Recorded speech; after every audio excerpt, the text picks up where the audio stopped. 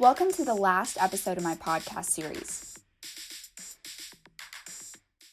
My name is Alexis Jensen. I am the co-owner of the Bowerbird Agency, and we provide all the operational support for the Apex Farmers Market. Is the market planning on opening? We do not know when our start date will be at this particular moment. I believe the town has asked us it's in May at some point at this time, although I know that's a flexible date given where everything. And how does the market try to help its vendors? Right now, we are challenged with, 60 or so vendors, many of which don't have an online presence that supports selling online, and they now don't have a safe space to sell like the market gave them. Mm-hmm. So we are trying to bridge that gap for as many people as possible, as many of our vendors as possible. With the resources we have, we're a really small farmers market. We are a nonprofit organization, and we operate things, and we have a board of 3, but we don't have staff, so we are just trying to keep up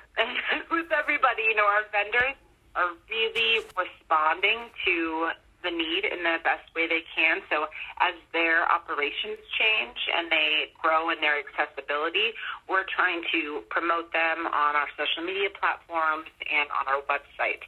So really, bridging is kind of the best thing we can do at the moment to continue to support them and without the safe space that we usually have. What are your social media platforms or your website? So our website is apexfarmersmarket.com, and we are on Facebook, Instagram, and Twitter. Still Apex Farmers Market? Apex Farmers Market, exactly. Then you kind of touched on this, but what can people do to help the farmers market? Yeah, our vendors, they are offering a lot of things like curbside pickup or delivery within a range.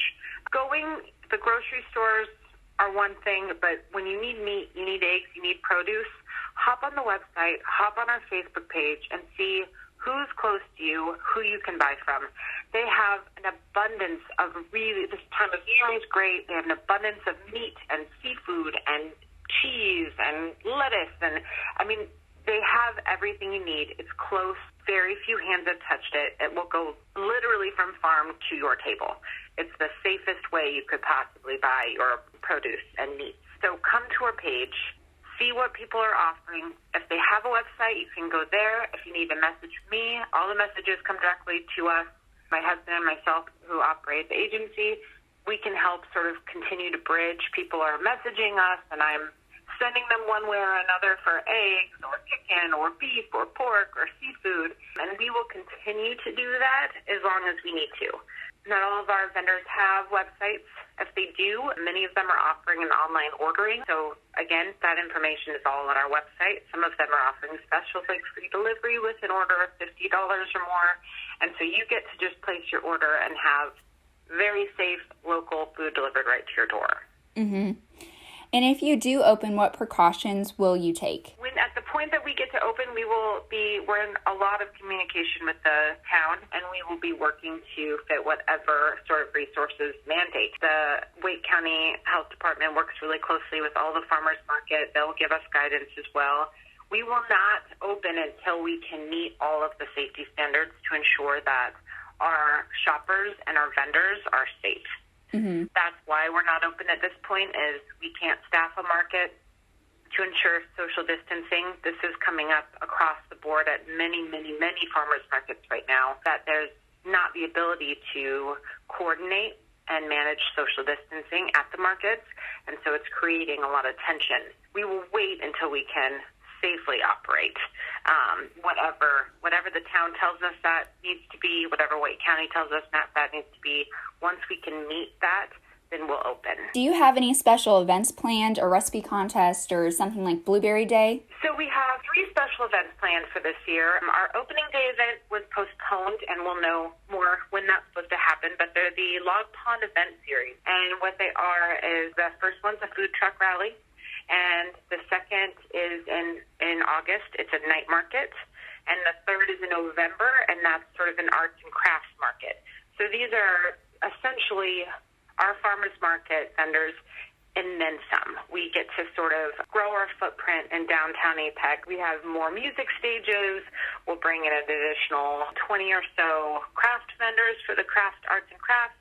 We're going to have an art show at the Halley, just sort of bringing in more and more local businesses as we can for those events and just bring everybody together and have some fun. Mm-hmm. And do you have anything else that you'd like to say regarding the market or this time in general? I think this time in general, it's been really interesting in a delightful way to see people really reaching out to community. A lot of people are connecting with us and trying to order from local businesses. Our vendors, their livelihood is the market, and the livelihood are those sales that they make with the community. So to see people sort of coming together has been really, really beautiful. It's the silver lining, I think, to this terrible situation. And I'm hoping that continues as life continues to change, that the dependence on these local vendors grows so that we can support them and continue to support them. And I also think a lot of the local vendors are adjusting their practices to grow accessibility. So perhaps some of the vendors that weren't able to have an online presence or an online sales platform are going to shift out of necessity that operation on their end. And that's going to just grow their business and grow their accessibility as we move forward also. So continuing to just sort of rely on each other the way we are, I think it's paramount with what we've got going on. And the market's here, the vendors are there. We may not be on Salem Street every Saturday, but we're all around. Mm-hmm. Well, thank you so much for giving us all this information and coming on the podcast today.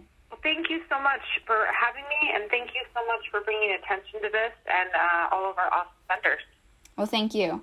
I hope you enjoyed my series, and make sure you listen to all the episodes you might have missed. Thanks again, and this is Sydney McCoy signing off.